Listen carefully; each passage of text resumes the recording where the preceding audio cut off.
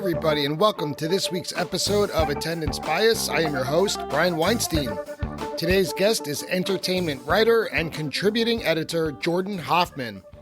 I first became aware and a fan of Jordan's through his Twitter feed, and we tried for a while to set up a show and a date to record. After a while, Jordan chose what is, at the time of this recording, only the second live performance not from Phish on Attendance Bias. But as we discussed early in the episode, it is Phish adjacent. Today, we're talking about Tab, the Trey Anastasio Band, and their show from April 29th, 2019 at the Brooklyn Bowl in Williamsburg. When Jordan and I began speaking, his enthusiasm and excitement to tell his story about this show and his own life experience was immediately apparent.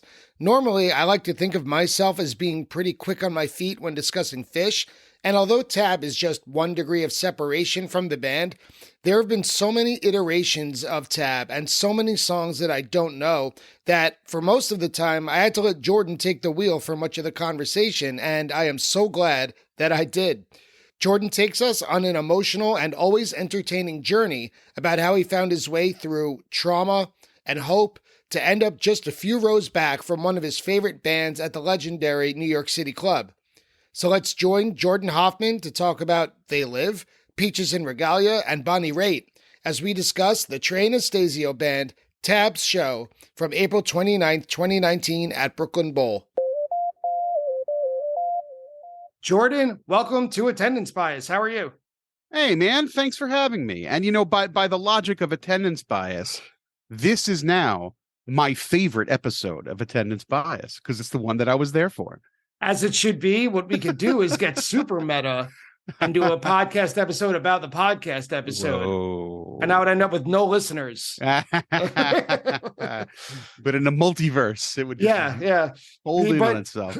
But Jordan, this is a momentous occasion. Not only is it your favorite, this is only to date the second episode about a band other than Phish. The first non-Phish episode was about Radiohead's performance at Bonnaroo in 2006, and you chose a Phish adjacent performance. Sure. I think it's fair to say. Trey Anastasio Band, Tab, April 29th, 2019 at Brooklyn Bowl. I now learned that it has to be Brooklyn Bowl Williamsburg now is its official name. Is it? They changed it? It makes sense because there's Brooklyn Bowl Nashville, there's Brooklyn Bowl Vegas, et cetera, et cetera. So it's Brooklyn Bowl Brooklyn Bowl Williamsburg, the OG Brooklyn Bowl. Yes. Yeah, Tab in 2019. And, when you asked me, first of all, I want to say thanks for having me on. And also thank you for being so accommodating. We've been trying to nail down a date for what feels like forever. And whenever you pick a day, it's like, I can't make it that day. But we finally found the day. And I appreciate you being so flexible. Those of you listening, whether or not you've heard of Jordan, you've certainly come across his writing, his contributions. You've written for Vanity Fair or a contributing editor to them, Times of Israel, Decider, Gold Derby. What is your center? Like, are you an entertainment editor? What's your heart when it comes to writing and editing? Sure. I'm a film critic is what I've been doing for a really long time. I write, that's kind of my primary beat is I review movies. But I also just write entertainment news. I interview celebs. I write entertainment news. I mean, that pays the bills a lot is just to cover, what's going on. And, over the years, I've been doing this job for 15 years, like a lot of lists. Every time there's a James Bond movie, I'll have to rank the James Bond movies, shit like that. That pays the bills, but it's fun. I've ranked the James Bond movies so many times it make your head spin. But, there have been moments, I do write about music sometimes. I kind of have sort of kept Phish a little bit at bay. I've never interviewed any of the members of the group. I did when Trey's movie came out in 2019 in April, between me and my mind. I did interview the directors of that for a website called Thrill List. And then also some years ago, I wrote sort of a primer for Thrill List of what the hell is Phish? I think the headline is Your Friend's Phish Obsession Explained. Oh, that's a good title. Yeah. And it was like, look, you have this one friend who doesn't shut up about this stupid band that spells their name in a dumb way. and they have 10 zillion albums and songs, and they're never on the radio, but yet they sell out Madison Square Garden 13 nights in a row. What the hell is going on? So I sort of wrote that. I think some of the hardcore fans thought it was too facile, but I do know for a fact that that article got a couple of people to become real hardcore fans. I was told this in the flesh. So somebody was like, I never listened to Phish until I read your article, and now I have tickets to see them at Spec. So that's a nice thing to know that you did that, because Phish is very important to me, and so is a lot of the other music in that world. I love the Dead. I love I love Tedeschi Trucks, man. The Almonds were my first love. The Almonds were my sort of gateway ramp to this whole side. But I love classic jazz, and I've written a lot about jazz over the years. But primarily I write about movies and television and things like that.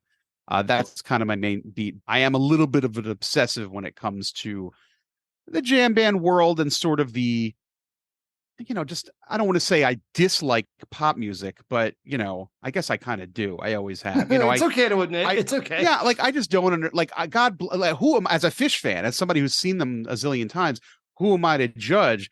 But when I see people going nuts to go hear Taylor Swift, I'm like, I don't get it. What is she offering that I don't understand? It just sounds very bland to me. I don't quite make the connection. Some of the modern stuff the kids listen to these days, it just doesn't connect with me. But it's all good. I make no judgments. Even Springsteen, I love Springsteen, and I saw him on this recent tour. I shelled out, but it's the same set list every night. I don't understand. I've got a friend. He saw Bruce maybe a half dozen times on this tour, and he's going to go see him some more. I'll see him a second time. I saw him when he came through New York in March. I saw him at Barclays Center. Great. I had a great experience. I loved it. And I wrote about it. And then, I went by myself because the tickets were so expensive. Then they announced he was going to be in the football size arenas, and the tickets were a little bit more manageable. So I said, you know what? My wife would probably like to go. So I'll see him a second time this September. It's not only is it the same set list, it's the same jokes. But I feel like the Bruce fans are so close to getting what the Phish fans are getting, and they're just missing that one extra element of when you go see Phish or Tab or anything else, you have no idea what you're going to see that night. And it's, I think part of it, there's two things to that. I think one part of it is, as Phish fans and jam band fans in general, I think we're so wrapped up in our own type of music and the tropes that possibly the Allman Brothers or the Grateful Dead set up, like rotating set lists, 2 sets per night. Unless, there's an emergency, it's pretty much the same lineup every time. That is what we expect. And so we get so distant from what the pop world is, which is so completely different, where, to your point, stage banter and antics are choreographed, and everything, including the light show, needs to be set to every single point on stage. Sure. So there's and how much money invested in these mega tours. You mentioned Taylor Swift. Her tour that she's on now, the Eras tour, from what I understand, is like a 3-hour-long Super Bowl halftime show. Yeah, it's just a different world. You're exactly right. You're right. The 2 sets and then the encore, and that kind of goes back to the Dead. It's like Tedeschi Trucks. If this like if that sort of trope wasn't already kind of set in our mind, would a band like Tedeschi Trucks, which is great, and certainly they jam, but they also appeal to a wider audience, would they necessarily do their show that way, or would they be more traditional? Susan Tedeschi could be the next Bonnie Raitt if she wanted to be, right? I shouldn't compare the two. That's implying that Susan Tedeschi is not as great as Bonnie Raitt. But in terms of like mainstream popularity. Right. But they've kind of chosen the lane that they're in, and they're doing certainly very well. They're one of the top jam band acts out there. But they follow the jam band rules, right? They even have they have a new poster for each show. Bonnie Raitt doesn't do it. They're following the management style, and I think they do have the same managers, right? It's Red Light Entertainment Probably. that Phish has. I don't know as much about Tedeschi Trucks. Well, they're following the same modus operandi, same ethos. You don't know what you're going to see each night. They're going to throw in some kind of weird jazz cover at one point. They're going to go long, and Derek's going to wail at some point, and from a business point of view, it's an interesting choice that they've made. It's obviously doing well for them, but creatively, I think they're loving it, or else they wouldn't be doing it. But there's a parallel universe where the Tedeschi Trucks Band just sounds like it is more in the Bonnie Raitt mold than the Phish Dead mold, and they're probably a lot more popular, but not as cool, man. Well, I'm glad we live in the world that we do, and that they made the choice that they did. Yeah. So, Jordan, let's hear a little bit about you as a Phish fan and adjacent to Phish as a Tab fan in the attendance bias lightning round. Let's go. Let's hit some lightning. Attendance bias lightning round. Jordan, when was your first Phish show, and what do you remember from it? All right. Well, this is what's kind of funny about my life. I'm an older gentleman, been around. I could have, and I liked Phish since like 1990. I first heard about Phish in 1990. I was at summer camp. And this is how old I am. And older listeners of Attendance Bias will remember this bit of conversation. How old are you? I know. I remember when people would tell you about Phish, they would go, no, not Fishbone.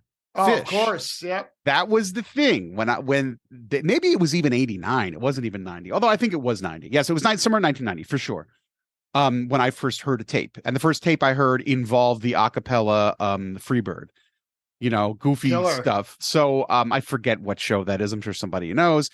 And that kind of got me like, oh, look at these goofy guys. And then my friend who was playing me the tape was like, these guys jump on trampolines during the show. I'm like, what? They jump on trampolines and do acapella Freebird, including the solo. I loved it. I was a little bit of a fledgling Zappa fan at the time. So I was, this was right in my wheelhouse. And then when I was in college, like a schmuck, I had opportunities to see Phish. I try not to kick myself, but I could have gone 94, 95. I could have been at the 95 MSG New Year's show. So anyway, I didn't see Phish in 1.0 and I didn't see them in 2.0, but I saw them at the beginning of 3.0 because I had a friend, and my friend factors into my my tab night. I had a friend who was a huge fan. So he got me off my ass as soon as 3.0 started. He's like, you're going. And I saw them as soon as they started. I guess it was either 2009 is when 3.0 started, 2009 right? is when they came back at Hampton and then Jones Beach and Fenway Park. Okay, so I was 2010. They did an unusual early December MSG show. Okay, so it was whatever was the one where they did Peaches and Regalia. Yeah, I think that was the first night. I'll check. Okay. All right. So whatever that night was, that was my first Phish show. And as we're walking in, I said, they're going to do Peaches, man.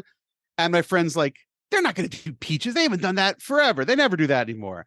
I'm like, they're going to do Peaches, man. And then somebody else, you know how it is when you're going into MSG, it's like 1,000 people all going through the bottle. Like, and some other like kind of bro-y dude was like, yeah, man, he called Peaches. They're going to play it. So I kind of got all in. I'm like, come on, guys. They're going to do Peaches, right? But she was like, yeah, they're going to rock out Peaches. And like, that was like the third or fourth song they played. So I certainly was, for that alone, I was very excited. And of course, it's a very short version. It's like 3.5 minutes, but whatever. But they nailed it. Yeah, it's a difficult song to play. So they did play Peaches. And I felt like that was a little wink. It's like, you got to get back. And then I was hooked. And then I was back. But since that night, pretty much if they're playing in New York City, I go. There are very few nights they've played MSG that I haven't been there since. And Jones Beach, if they're in the area, Hartford, I'll make the trip. I haven't been to SPAC. It's a little bit too far. I don't actually drive. So, my wife drives, but I don't drive. And my wife's not the biggest fan. So kind of have to twist her arm. So, but I'm very lucky. And then obviously, in addition to all the Phish shows at MSG in the area, there's all the Tab shows and various Trey related things. He does a gig at the town hall with Chris Thiel and the Jazz at Lincoln Center Orchestra for that NPR show. Chris Thiel is the mandolin player. And it was like you got to see Wynton Marsalis and the Jazz at Lincoln Center Orchestra and Trey do like 2 or 3 songs, and then they did some schmooze. And I get to go see that, because I Right. live in New York. And we're very lucky, when Yeah. the Beacon Theater gets a whole brand new sound and PA system, they snap my their God. fingers and say, hey, who can we get to try this out? Oh, the Right. guy who lives 4 blocks away. Exactly. He's the guy. And I've certainly seen Trey at the Beacon and at Central Park Summer Stage, and Ghosts of the Forest, which we'll talk about today, because that's kind of tied into this April 2019. That stage up in Washington Heights, the United something or other theater. Yeah. I've seen the Allman Brothers there, I think. Yeah, beautiful theater. And that's where Trey did his 2 nights for Ghost of the Forest. Well, what was the most recent show that you've seen? And what did you think of it? Yeah, that was New Year's 2022, I guess, right? It was I've never done the Mexico gigs. So that's kind of their last show since other than Mexico is. And that was a fine night. I mean, that was not, so my wife is not really a Phish fan, which is good because I do live in New York. So it's not like an effort for me to go. And I get, like, if they're in town, she knows I'm going to go see them, and you're dismissed. I don't have to bring her. And it's, it's cheaper than buying 2 tickets is buying 1 ticket. But when it comes to New Year's, you want to be with your spouse on New Year's. So I always say, look, unless you want to do something else, because I don't want to sit home on New Year's, because I find sitting home on New Year's depressing. Mm-hmm. So unless there's like a party we've been invited to, and nobody's invited me, and unless there's something else specific that you want to do, like if you want to go, I don't know, see a different show or go to the beach or whatever, I will gladly buy tickets to Phish New Year's. And she usually is like, okay, because she doesn't hate Phish. She likes some of their songs. She loves Possum. When Possum comes on, she's dancing. She's into it. She loves Possum. She loves Sneakin' Sally, Boogie on Reggae Woman. She likes the dance songs. She likes the dance songs. Yeah. And Sand, she digs Sand, all that stuff. As well she should. But going out on New Year's is expensive, even if it's not Madison Square Garden and Phish. If you're going out to dinner somewhere special and then doing something, you're gonna look at your wallet afterwards. So absolutely. Phish on New Year's has become a thing. There was one year she said, no, let's go down and see my parents. Her parents live in North Carolina. So we missed the year when the gag was like they made that hourglass. Oh, that was 2015. Yeah, and that looked nice. And I watched it on YouTube and I said, okay, this is fine, because I get along with my in-laws, and it was important for my wife to be there. I don't have to see Phish every single time they're in town. I can the FOMO won't kill me too much. That's what we all tell ourselves. Yeah. It's not, it shouldn't be called FOMO. It's just Mo. It's not the fear of missing out. We know we're missing out. It's missing out. No fear. Have you ever tried a second profession as a therapist? Because that actually clicked with me really well, that I never considered it before. Yeah, there's no fear. You understand it. You know what you're going to get. Just are missing out. You're missing out. You know what you're going to miss, and you have to accept it, because you cannot be 2 places at once. And now breathe. Now breathe. Now breathe. Exactly. Other than Trey, who is your favorite member of Tab? I didn't know you were going to ask this, and I don't. Who does your ear drift to? Who does your ear drift to? I want to say Tony, because he's gone, and Tony was so important to Trey, and Tony is a great. He really is a great bass player. It's weird that he's not more famous, because he's got a very specific sound. And Desron Douglas, the new guy, has a lot of commonalities with Tony. He's doing his own thing, but he's a really good, I hate to use the word replacement, but he's a really good, he fits in that slot really well, because they both have that sort of relentless driving beat. But, no disrespect to Tony, who I love, and I love the fact that he's Trey's mentor. The answer is Jennifer Hartswick, for sure. She just is a delight. She's just a delight. Your eyes are glued to her. Of the 3, she's the captain of that little team. It's just, she's great. And her interplay with Trey is just so much fun. And once in a while, she'll sing a Led Zeppelin song, Yeah, her talent, Jesus Christ. So her solo albums are so good. Natalie's solo albums are great too, as is James Casey's, and Ciro Baptista's doing his own wacky thing, playing with swimming pool noodles, and playing with swimming pool noodles, making all kinds of crazy sounds. He's got a fun beard. But Hartswick is just she's a great singer. She's such a good singer, and a great trumpet player. And I recently saw Phil and Friends at the Capitol Theater, and the tab horns were there. And this is no diss to the other two, but there was, I forget which song it was. It was, I don't know. It might have been, it was something like The Weight by the Band, but it wasn't The Weight by the Band. It was something where everybody takes a verse and sings. Mm-hmm. So everybody on stage was taking a verse. There were a lot of great singers up there. Phil Lesh was there too, but there were a lot of great singers there. Everybody took a verse and everybody was great. At the end of their verse, everybody was like, yeah. And I was like, I love this group. I love everybody on the stage. I'm having such a great night. And they saved Hartswick for last. And then I'm like, Jesus, nobody can touch her. She is just incredible. So I was reminded again what a talent she is. And her solo album, relatively new, it's probably less than a year old. So different from the Trey universe, the Jam universe. I mean, it's basically a jazz album, and it's a jazz vocal album. It's so good. So she's my favorite, but I obviously love Tony, and we all love Tony. And to wrap it all up, we're going to shift just back to Phish for a second. What is the weirdest thing you've ever seen at a Phish show? Right. Okay, I'm going to give you two quick answers. Number one, it was just an image I remember. I saw Phish during it was during a Christmas, during the New Year's run, and it coincided with Hanukkah, or it was like right after Hanukkah. So we could look on the calendar and see which year Hanukkah was close to New Year's, the 28th or whatever. So I'm Jewish, and Hanukkah was on my mind, and I get there, and there was a human dreidel. There was just like a guy in a giant dreidel outfit, and he was like spinning. At MSG, like in front of the pretzel stand. A lot of people were digging it, and even people who weren't Jewish thought it was funny. But I found myself, and a lot of Jews go see Phish in New York. A lot of Jews see Phish everywhere, but a lot of Jews found out about Phish at summer camp. Exactly. Well, that's where I did. That's where I heard that first tape in 1990. I looked around, and there were like a lot. Suddenly, there was just like a circle of Jews. Like I thought we were going to do the horror or something. Like there was just a circle of Jews there. Some of whom were like, wearing the yarmulke, and they were like hardcore Jews, and others just were like looking like me, and watching this guy kind of breakdance dreidel in the middle. And it was like before the show. I'm like, this is hilarious. So that was that was sort of the funniest thing I saw at a Phish show.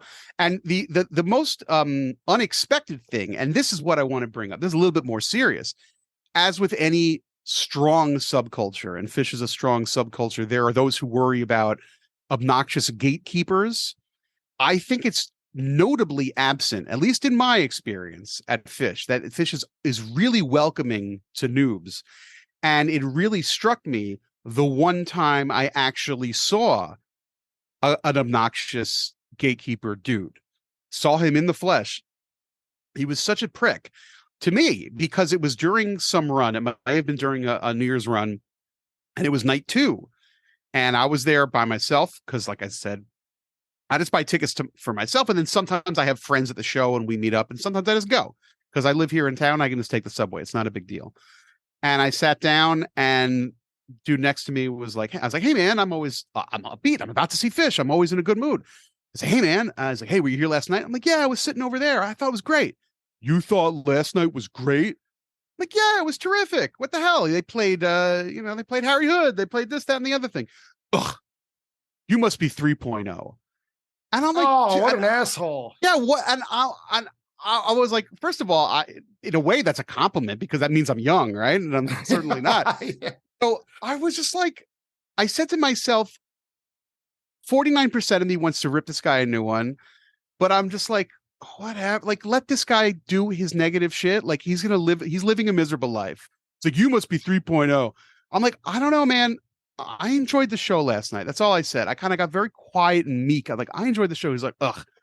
And he said something like, he used the phrase like just got on the bus, which is like an antiquated hippie phrase. I'm like, okay, yeah, I read Ken Kesey too, pal. I know what this you're guy's been about. seeing the dead since 66, obviously. He wasn't that old. Yeah, I was older than him. Yeah, he's just like a dick. So I was just like, all I do is like last night I had a good time, and I think tonight's going to be good too.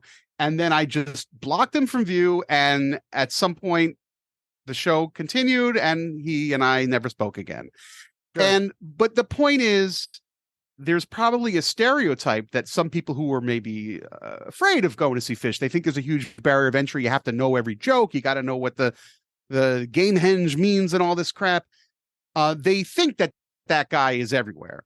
And the fact that I've only met that guy once is a big deal. Now, if I was a woman, maybe I would have met him 25 times. You know what I mean? Because women get a lot of shit at Phish shows. But from my own personal experience, I've only met that guy once, and I've been to many, many, many shows. So that's kind of a positive thing. And that's what I wanted to say hats off to our community for basically being a good community. Hear, hear. When was this show played? Tab has gone through so many iterations since 1999 and 2000, it would be impossible to track. I always have the same reaction to Tab, and I've seen them so many times, starting in 2000 or 2001, I think it was, when Phish was on hiatus. So this was where I got my fix. I love each individual band member, and it's always fun to see them because they tend to play smaller venues than Phish, and the tickets are also less expensive. But I almost always end up not bored, but like less compelled. I don't know. The imagination isn't there for me. And that might be by design. That's probably not what Trey wants. You know, he might want a more traditional thing. Go ahead. No, it's a different experience. Like seeing Phish is like a Technicolor CinemaScope, 4DX, like you come out of there throttled, just the light show, and it's an experience, and it's also 20,000 people screaming at MSG or a venue that size. And when you see Tab, it's more of like, I'm going to see a rock band, I'm going to go see a cool, funky R&B rock band with like, horns and wacky percussion, and Trey will schmooze more with the audience. I mean, I think when you bring people to see Phish that have never seen them, they expect more jokey stuff from the band. You can see Phish and they won't say a goddamn word the whole night, except for thanks for coming, we'll see you again tomorrow. Even though they let the music do the talking, they let the show and the spectacle do the talking. When you go see Tab, Trey's gonna be a little bit more interactive. It's a looser thing. It's more digestible. Yeah, well, it can be. It's Phish with training wheels. It's Phish light. It's it's Episcopalian Phish. I mean, however you want to call it. It definitely is more digestible for someone who isn't quite ready to see Phish. Like when you go see Phish, there are at least 2 points in every show, usually in the second set, where they're going wild on a type 2 jam, and it becomes atonal and experiential, and the lights are low, and there's basically no, it's what's the expression? Atonal. Kinda. There's always a moment where it's just like weird sounds. And the guy next to you was holding his head in his hands. He's not sure if he's going to come back. Yeah. And sometimes that's my favorite part of the show. Most of the time, frankly, is when I'm like, yeah, man. And then, Mike comes in with the biting bombs, boom. And you're like, what? I mean, that's what you're yearning for. You don't get that at Tab. Right. But your friend who would never connect to that kind of ethereal, free-form moment is going to have a more brighter and sunnier experience. I brought friends to see Phish, and they're like, I kind of liked it. It was more fun than I thought. But that one song where they were just making a bunch of noise, I'm like, oh yeah, my favorite part. Okay. They don't, it's the drum space moment. They don't dig it. Right. Anyway, my point is, it is a different experience. So I can understand, you say you get a little bit bored. I think we disagree on that. I always have a great time, but it definitely is different from Phish. Absolutely. And this tour in particular, the spring of 2019, you mentioned this earlier, was the debut of Ghosts of the Forest, which was possibly why I didn't try for tickets, because I didn't know what I would be buying tickets for. If you remember that, right? Ghosts of the Forest was promoted with nothing except this weird graphic of like this, like almost literally a ghost, right? This like shiny, bright phantasm in a forest. Yes. But I know, like, it was like a soundbite. It was like a 20-second repeating soundbite, but it didn't provide anything except the title of the album and the band members. And yet, because we are who we are, people bought tickets to the shows blindly. Yep. So the Ghosts of the Forest that was do you trust your friend Trey? Yeah. And all you knew was it was a new project with Trey, members of the Trey band, but with Fishman on drums, not the usual guy, Russ Lawton, who's great, but he's not Fishman. And then like one or two other new voices. So that was a do you roll the dice and see the show. I went to both nights, and one night I was like in the second row, and then one night I was kind of like front of the mezzanine. And what was funny was by the time they came into New York, they had played maybe 3 shows. They did, up in New England, they did maybe, I think the first one was Portland, Maine, and then maybe somewhere Boston or something. And if you subscribe to livefish.com plus or whatever the hell it's called, you had like 2 nights to listen to it in advance. So I don't want to say it felt like doing homework, but it was like, oh, this is the show. It's lengthy. It's 2.5 hours of new music. They don't close it out with bounce around the room as like a little mint on the pillow. It's a new thing. And I remember like playing it through. When you're listening to 2.5 hours of new music, it can be a little bit overwhelming. Sure. But I did like listen to it enough prior to the nights where I saw it, where I had a couple songs that I really dug. And, by the time I got to it, and now, of course, those songs, some of them have entered the Phish set lists, and they're kind of part of the story now. But yeah, it was exactly, you roll the dice. Do you trust Trey? Or if not, don't do it. But that was that night. Right. But to be clear, the show we're talking about today was not a Ghosts of the Forest. No. It was like show, a week after. Right. Yeah. Well, that's the thing. I have these dates here. Oddly, the Ghosts of the Forest tour ended April 20th in Berkeley, California, and then Tab started just 6 days later at the Beacon Theater. So 2 bands, 2 coasts, and that first show, I don't even know if it really counts for quote stat purposes, but it was at the Beacon Theater. Yeah. After it was a single set after the debut of Me in My Mind. I was there. It was a really good time. Yeah, that was a really good time. This show is part of a small handful of Tab shows in the New York City area, and a full tour through May, the beginning of June, and Phish played their summer tour. The lineup for this tour was Trey, obviously, Tony Markellis, Russ Lawton on drums, Ray Pashkowski on keyboards, Ciro Baptista on percussion, and the backing vocals or horn section that you mentioned earlier, the little team of Jen Hartswick, Natalie Cressman, and James Casey. Where were you in your life, and why do you have attendance bias toward this performance? Okay, well, I'll tell you my little story. This time in my life, February 2019, was not the best time for your new pal Hoffman.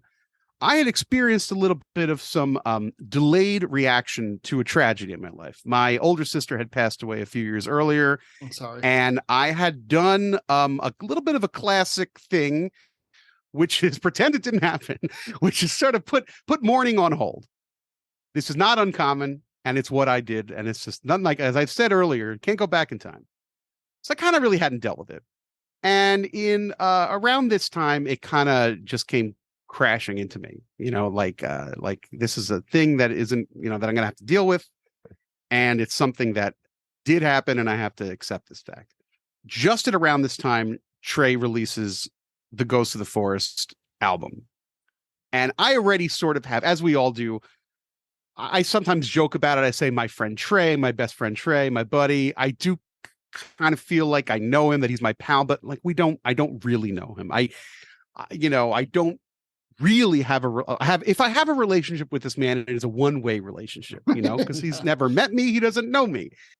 But I do kind of fantasize that we're pals, and I recognize that's a little bit silly. And I know a lot of people do this with celebrities. We were talking about Taylor Swift fans, for example. Right. Some of the Taylor Swift fans, she has a new boyfriend, and they're putting their heads in the oven. It's a big deal. So it's not like that. I'm not like insane about Trey, but I do feel like of all the people I don't really know in the world, of all the celebrities, he's the one guy that I really feel like I have a very strong connection to. There are other musicians I love, other writers, performers.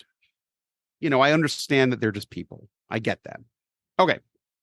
Trey releases the Ghosts of the Forest album and concert, and it's all about him dealing with the loss of his best friend. Okay. So I really now am feeling like we're connecting, man. I'm listening to those tunes, and they're really hitting me right here in a way that songs like Foam and Silly Fish songs don't connect, Run Like an Antelope and Foam don't connect with me in the way at this time in my life that these songs connect. Then I go to see Between Me and My Mind, and I'm like in the mix of this, of having like real sort of like heavy emotional days and nights about this loss in my life. I've listened to the albums a few times. I've listened, to the concerts, so I know what the songs are about. And in the movie Between Me and My Mind, a couple things happen. The other big thing in my life, other than Phish, in my career and in my life, is Star Trek.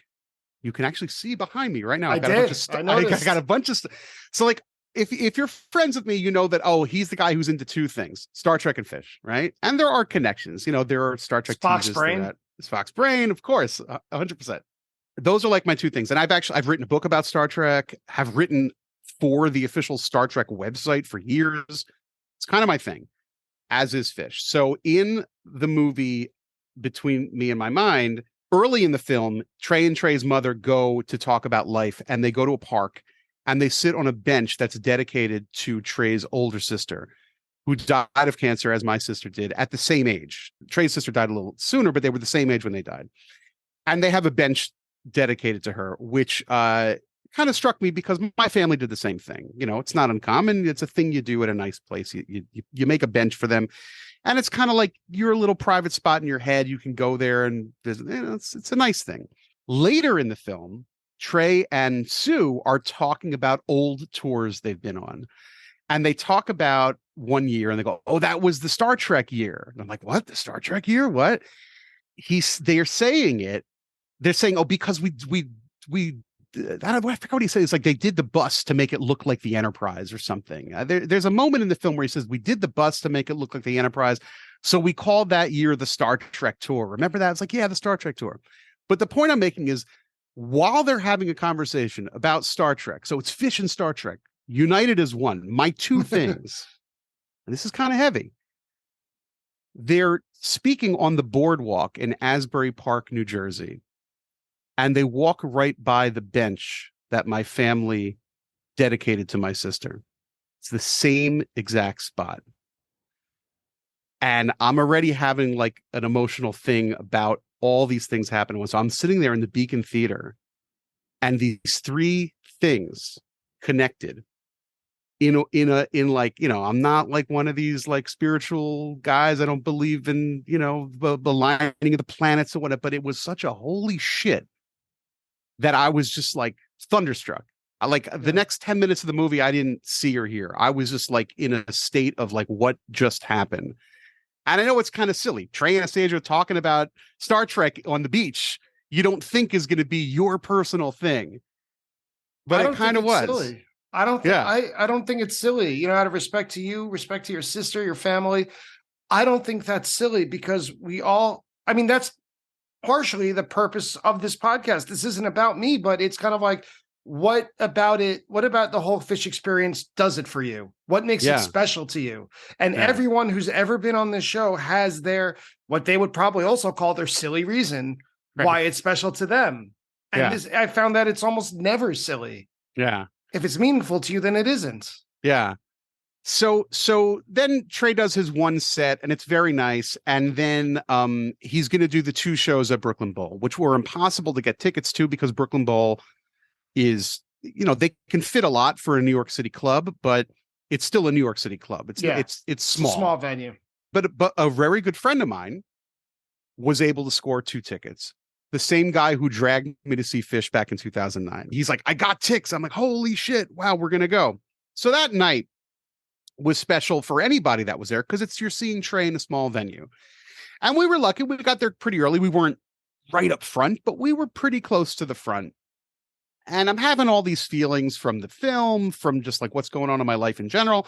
I'm happy to see my buddy, the guy who brought me to see Phish in the first place. He had been living out of the country for a while. I hadn't seen him in maybe 2 years. You know how Trey is when he plays. He kind of looks up at the sky with his mouth half open. Yeah. He looks, kind of like a gopher. But there was a moment early. There were a couple of moments where we definitely had eye contact, right?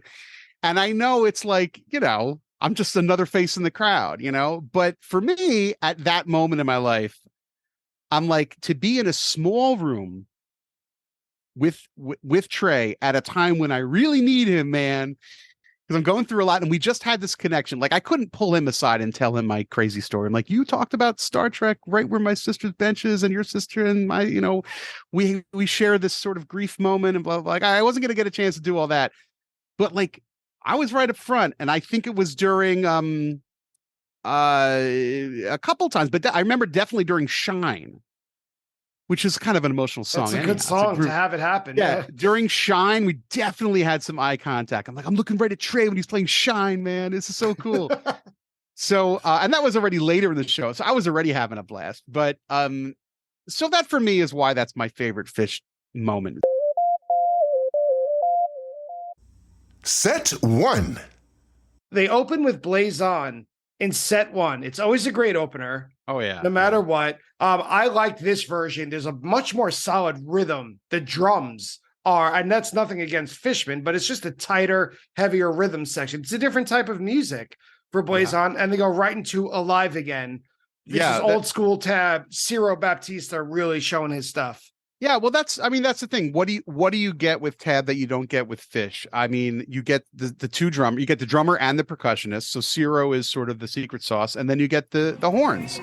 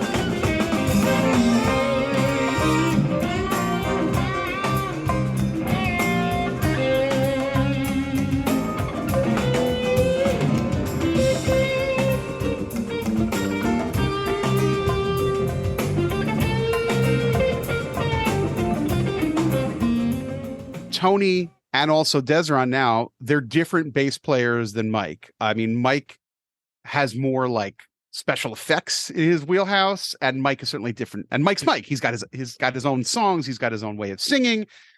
But Tony and Desron also is much more of like classic art. Like, he could have played with James Brown, he's just like classic R&B, funk, and just relentless, just like a rock. He can play the same 3 notes for an hour and a half. And unlike, say, a tweezer that goes on that long, that has different contours and time signature changes, and then it gets spacey, and then it gets rocking again, Mr. Completely is just like nonstop. And Tony the whole time is just like just the whole thing. So he's great in like tracks that you mentioned that are sort of driving rhythm tracks. Alive Again, just a fun one to boogie down to. Ciro's playing the whistle and stuff. So that was a good opener. Those two, you're having a good time with those two. Yeah, and then things get a little more straightforward and more, I put this in quotes, modern Trey, with Liquid Time. To me, the names Jim Croce, Jackson Browne came to mind, kind of like singer-songwriter, early 70s, adult contemporary, easy listening. And I don't mean that as an insult. In this case, it's pretty good. But overall, I do like the focused guitar solo toward the end. And then they go right back to classic Trey. I know now it really is Classic Tab is the name of the band, but they go back to Burlap Sack and Pumps and Night Speaks to a Woman. And I'm floored. I could be right back in 2001 again. Yeah. Well, Liquid Time, to me, that sounds like a Dire Straits song.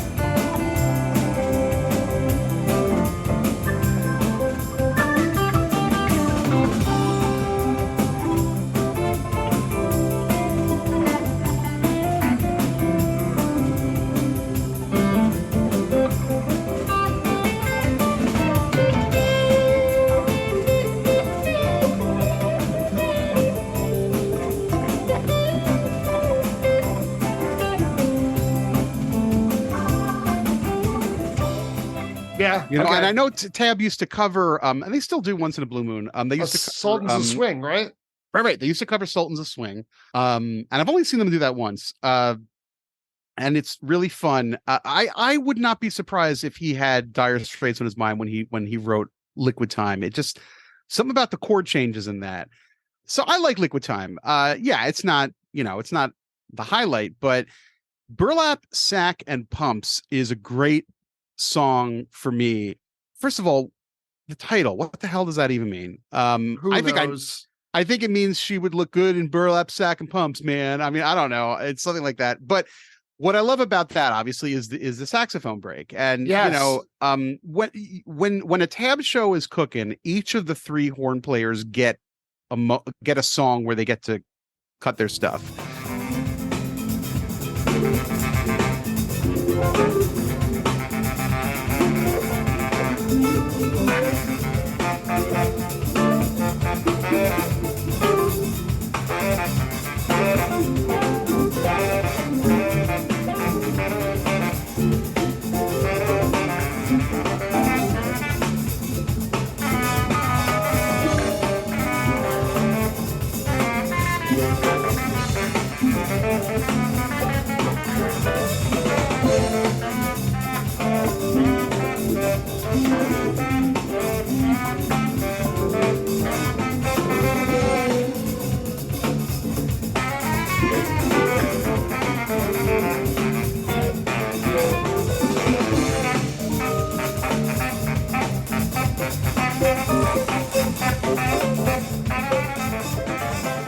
You know, with the trombone solo with Natalie Cressman, it's usually short because trombone solos don't normally go on that long. Yeah. But I remember, and we talked about this earlier, how, Tab shows don't get too experimental. They're not free-form jazz. There isn't that drum space moment. But James Casey gets a little screechy in this version. And I was like, good, this is great. So it got a little bit atonal and weird and loud. And I remember, listen, the lighting rig at Brooklyn Bowl is pretty, it's pretty New York club, modest. it's pretty standard. Yeah. But I remember like it got all red and they were blasted. There was like red lights and like Trey was smiling and James Casey was center stage and just going nuts. And I remember like, yeah, this is awesome. And so I think that was the first moment of the set. This is now the fourth song for Burlap Sack of Punks, which is kind of a longer song. That was really a highlight. I was like, oh my God, I can't believe I'm seeing this so close, in a club. And, it was a little crowded, but like, everybody's having a good time. And, it was great. It was just so much fun. So that was like my first peak of the night, man, was that moment.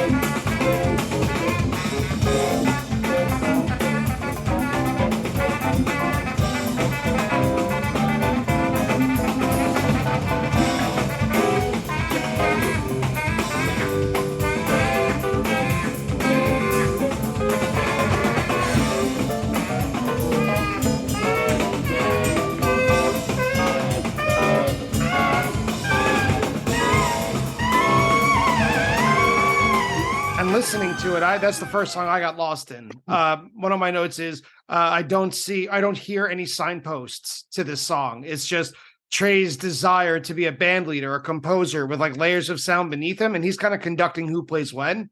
And yeah, that part, that James Casey solo, just it takes the whole band. It's about 4.5 minutes, and it makes a new band from the band that we know already. I was obviously very impressed. Following up is Night Speaks to a Woman.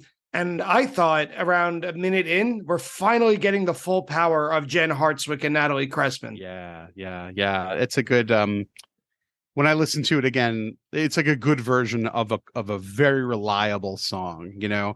I think like the most reliable Tab song of like from his first solo album, unless you consider Surrender to the Air a solo album, which I don't. No, I don't. Is Push On to the Day. Oh yeah, okay. Yeah. So I consider Push On Till the Day like the quintessential Phish song is Tweezer, although maybe it's Yem, but it's really Tweezer. The quintessential Trey song for me is Push On Till the Day. It's like, it's got everything. It's got the horns, it's got the relentless bass, and like it never ends. It just keeps going. It's just relentless. It's kind of the same thing. It's got that, It's got a similar vibe. So, I was happy to hear that. The next two parts are really different, or the next two songs are really contrasting to one another. Curlew's Call, which is pretty much just a long Latin rock groove. Yeah. For the most part, right? There's a whole drum percussion breakdown at the end, which I was smiling ear to ear. I always like Ciro was always fun to look at, but he's not always easy to make out orally when you're there, but this really makes it obvious. And then Darken Down, which is the first slow tempo song of the set, like a moody guitar song. Yeah, Darken Down will give you time to catch your breath a little bit. And Curlew's Call is just fun. It's like a good dance song. You're having a good... Your wife might like it. Yeah, it's a good one to groove to, for sure. Seems that you might not have heard, and now I hear the words of love. It's the party, Curlew's Call. This brings me to your door. I guess I'll wait a little more.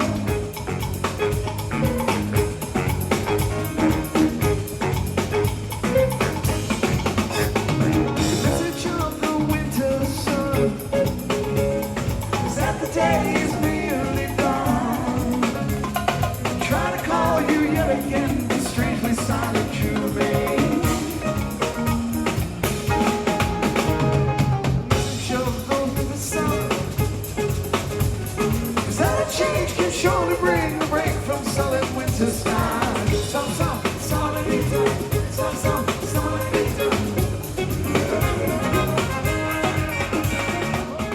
I remember dancing to that a little bit. And to close the first set, the classic, like the Trey Anastasio Band song, First Tube, like opening with Blaze On and closing with First Tube. It's a fun nod toward Phish favorites. And the horns, I can't get enough of it. That Page's part that he plays in Phish were inspired by the horn section when it debuted with Tab. Yes. I mean, First Tube is a bedrock of Phish at this point. Yeah. It's one of the, I don't know if it's a Mount Rushmore Phish song because you only get 4, but it's in Mount Olympus or whatever. It's one of the biggies.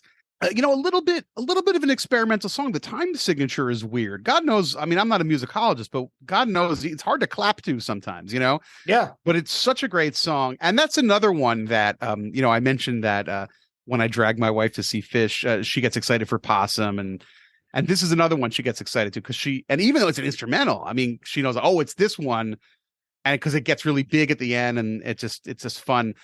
I don't want to say it's better with Tab because of the horns, but the horns make it. Why do I got to put everything in ranks, man? It's just different, and I love the Tab version. I mean, the Phish version is bigger. It's a thorough and rich Technicolor experience. But the Tab version with the horns is just so much fun, with the way it plays in there. And it really gets the heart pumping. It's a great closer. There's a reason why they do it at the end of the set all the time. It gets you pumped. You get out of the, if it's end of set 1, you're going to buy a beer with a real big smile on your face. So it's a good one. Hi, everybody. Brian here to welcome you to the set break of today's episode of Attendance Bias. First, thank you for listening. And second, just a quick reminder to tell you that even though Attendance Bias comes to you for free, it does take a lot of work and it does take quite a bit of money to keep the lights on here at production. So I just wanted to ask a small favor if you could support the podcast in any number of the following ways. If you could leave a review or a rating of it on whichever podcast app you use. If you could spread the word, telling a friend or someone you think may be interested in it about it. Or probably the most concrete way is to go to www.buymeacoffee.com/attendancebias and donate however much you can financially to help with the continuing costs of Attendance Bias. So thank you again so much for listening, and I hope you enjoy the second half of today's episode. Set 2. Set 2 opens with Money, Love, and Change. And Yes. I need you to give me a little bit about this one, because my first thought is this sounds like almost every other Tab song. But to me, there's not a lot of musical conversation going on. It's mostly layering, which is its own form of joy. Sure. But am I missing something? Can you give me advice to the next time I listen or hear live Money, Love, and Change? Oh, that's a good question. I don't know. I do like that song. Like, it's just kind of like that. It's the riff of the bam, bam, you gotta bang your head to it. All right, that's good advice. You can count on. 'Cause where does it go? If I had more money, I would buy some time.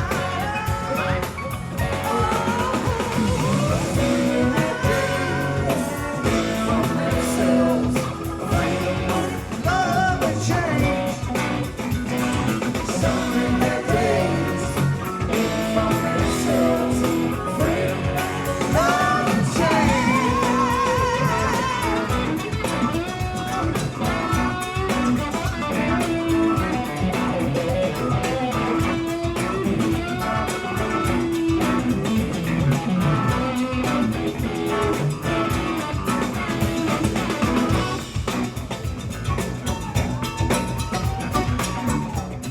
And you get to hear the girls a lot. They sing in it a lot. So it's I think it's just it's the headbang. That's what it is. It's the All riff. right. See, this is why I Think of come it- to you for therapy. That's Think why. of it like a Zeppelin riff. It's not that far. I'm like oh, that's Barracuda. Wait, I gave you Barracuda. I meant to give you Immigrant It's Song. close. You know, it's I'll stop. Yeah, I'll stop right. just short of Right. Robert Plant to the benefit of everybody. All right, so that's for me to know. That's for me to learn and apply Right. next time for Money, Love, and Change. Sure. And then your favorite follows it up is Last Tube. Yeah. So Last Tube was for me prior to this night another Tab Phish song, you know, just like maybe for you, like Money, Love, and Change, or something that. But this version is so slick. It's such a, and it went on for a long time. Went on for 7 minutes and 17 seconds. I guess in Phish time that's not that long, but you know, it felt like a long time. Tab songs, I guess they have a lot of false starts. You think they're going to end and they keep going, you know, Yeah. like Push On Till the Day keeps going. And this does too. And it's the way they were playing it that night. If you go back and listen to it, it's in the rhythm. It's in Tony and Ciro and Russ. It's just in there, and it just is really cool.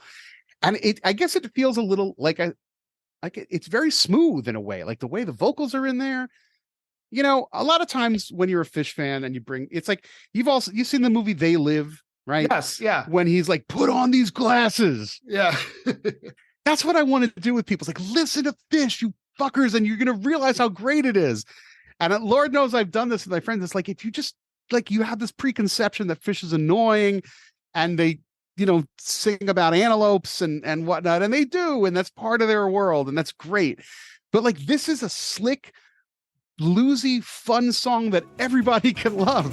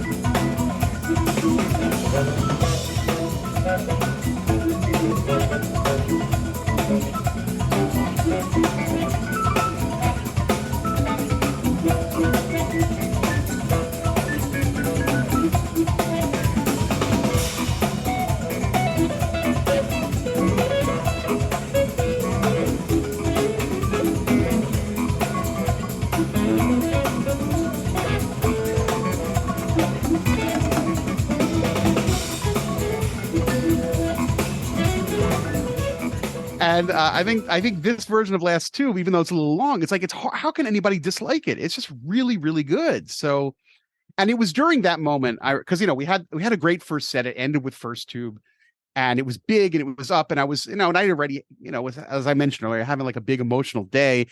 And I was just so happy to be there because I didn't think I would get tickets to this Brooklyn Bowl show. They sold out in 18 seconds, and to buy it on a resale would have just been outrageous. But my buddy was able to. I was just so happy to be there.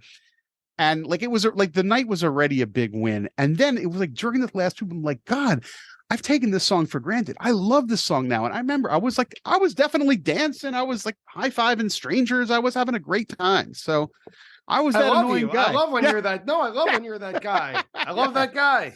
Yeah. Sometimes you got to be that guy. So I was definitely that guy I remember my two sort of like, in addition to having like I mentioned, eye contact with Trey, my two big moments were the sort of atonal saxophone solo from James Casey in set one, and just sort of this eternal groove happening in Last Tube. I was having such a blast.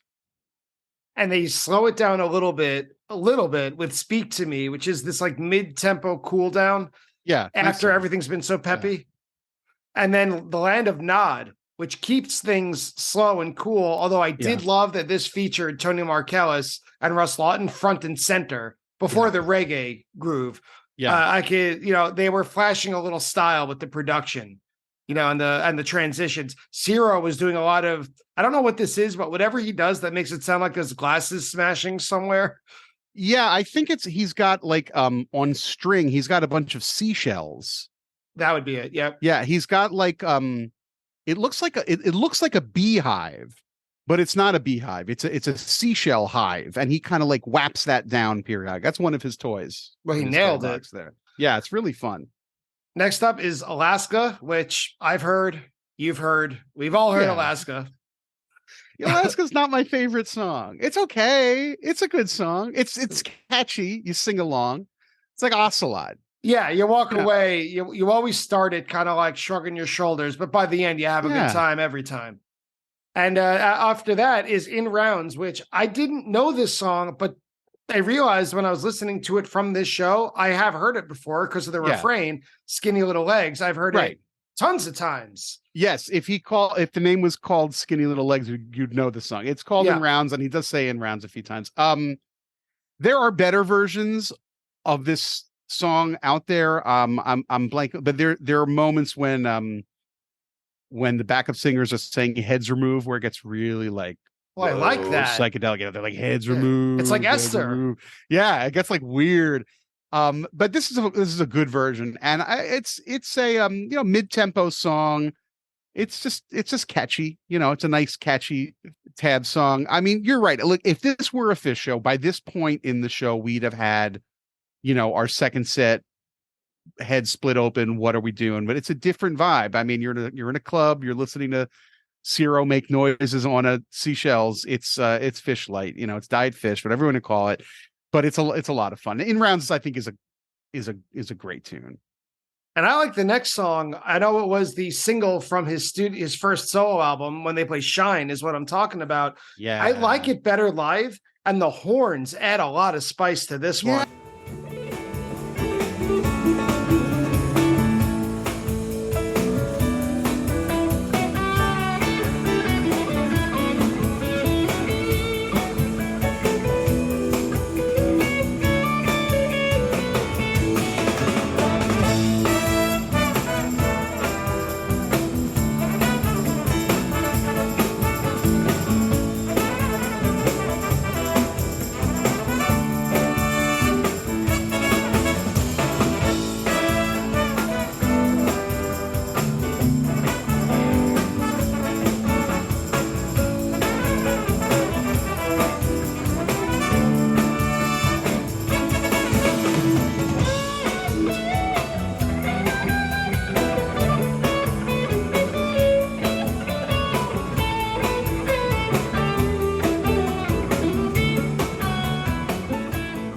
It's just a pleasant. It's another one that like could be. So when did Trey write his Broadway musical? Was it 2010. Around? Okay, so much later than this. Because Shine, when did he write Shine? Shine, I think, was on his first album, which is famous or infamously, the album cover is him with his face in his arm against a rainy window. I think that was 2002. Yeah, that's 2002, but Shine isn't on that. Shine it isn't. I thought it was. Oh no, Shine is its own album, isn't it? Shine is on the album called Shine, and Shine came out in 2005. All right, that doesn't. Okay. I was gonna say because the song has like a bit of a Broadway style to it. Yeah. But I was going to say maybe that was the influence of working on the show, but clearly not. However, he's always talked about how he loves Broadway, and of course his daughter works in the Broadway field, and whenever musical theater. Sure, exactly, it's musical theater. So I feel that this song, like, it sounds like a Broadway song from a show you haven't seen, so you don't know the context, you don't know what they're singing about and how it relates to anything. But it still feels like it could be part of a bigger story. And just sort of the way the song is just put together, it has a little bit of that catchy razzle-dazzle Broadway feel to it, which I don't think if he did nothing but that, it would drive me crazy. But I think it's a fun mix, And they closed the second set, not the whole show because we got the encore, but the second set with Rise Come Together, which was already established in the Phish rotation. And I think it carries a little bit more weight with Tab, ironically. Phish we always consider to be the version of the song. But in this case, I think it's better with Tab. It's a great song. There's a reason why it's in heavy rotation. It's uplifting, and it's his vocals on it are good, and it just gets you pumped. It's one of those great, relatively new additions to the canon, Yep. And I remember being happy that hearing it that night. They close the show, they go off, they come back on with a great 1-2 punch of an encore, Drifting, which this is what I think was the first the first single of his first solo album is what I'm saying. The one with him looking at the dreary window. I think it was Drifting. Yeah. That's where my head was at. Very good and chill piano and guitar solo there, but the biggest surprise of the night was the second and last song of the night was Ghost. Yeah. Biggest audience reaction, at least on the audience recording.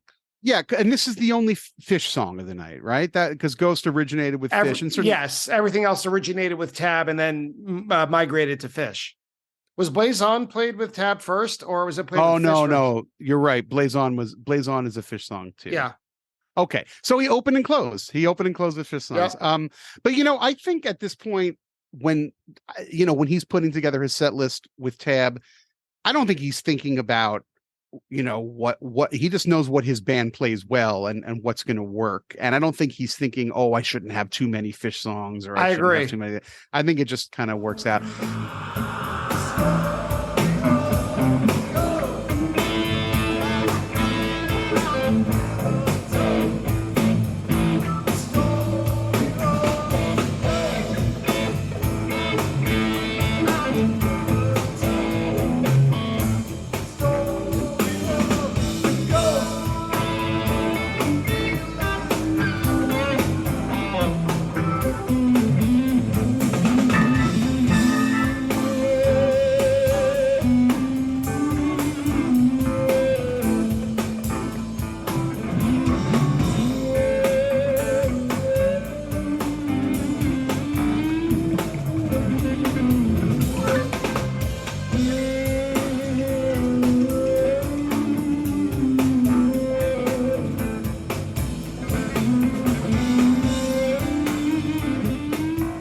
But closing with Ghost was great because everybody loves to hear Ghost. It's one of the all-timers, and it's great to hear it in a new context like this. And I don't think I was expecting to hear that either. So I was like, oh my God, look at that. So great way to end the night,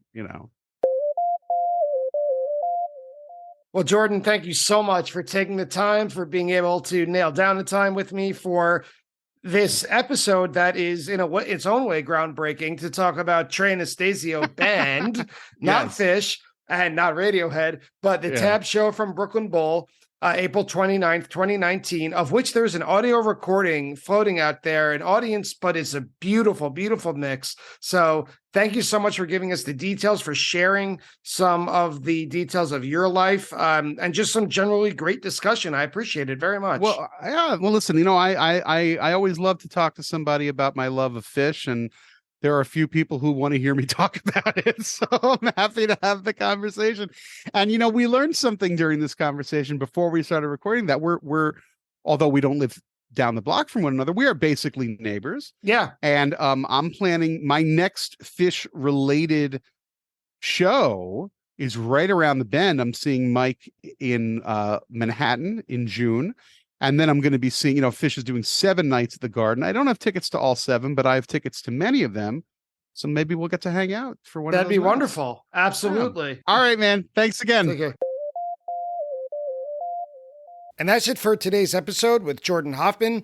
Today's fact check is kind of minimal just because we went all over the place and Tab is just not as well documented as Phish. But try as we might, I did the best I could.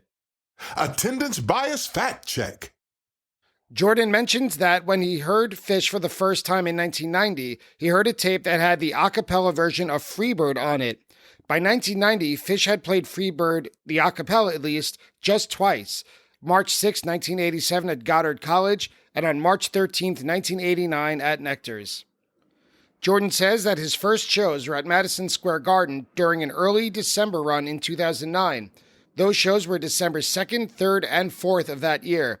The show where they played Peaches in Regalia was toward the end of set 1 on December 2nd, the first time they played it in 186 shows. The Trey solo show with Chris Teal was called Live From Here with Chris Teal, and it was played on October 12, 2019 at Lincoln Center in New York City. For the record, the official lineup of the Ghost of the Forest Band was Trey Anastasio on guitar, John Fishman on drums, Tony Markellis on bass, Ray Pashkowski on keyboards, Jennifer Hartswick on horns and vocals, and Celise as well. The capacity for the Brooklyn Bowl is 1,000 people. And finally, Shine, the song and the album, was released in 2004. It was the first album released, or at least the first solo album released, after Phish broke up. I got it confused with Drifting, which was on Trey's self-titled album released in 2002 during Phish's hiatus. And that's it for today's episode. I hope you enjoyed an attendance bias episode that was not about Phish. Regardless, I'd like to thank Jordan Hoffman for joining me today. I'd like to thank whoever taped this show, this Tab show at Brooklyn Bowl, because it sounded fantastic, as well as Phish.net and other assorted online resources for the fact check today. If you enjoy Attendance Bias, please support the show. You can go visit www.buymeacoffee.com/attendancebias and donate anything you can to help.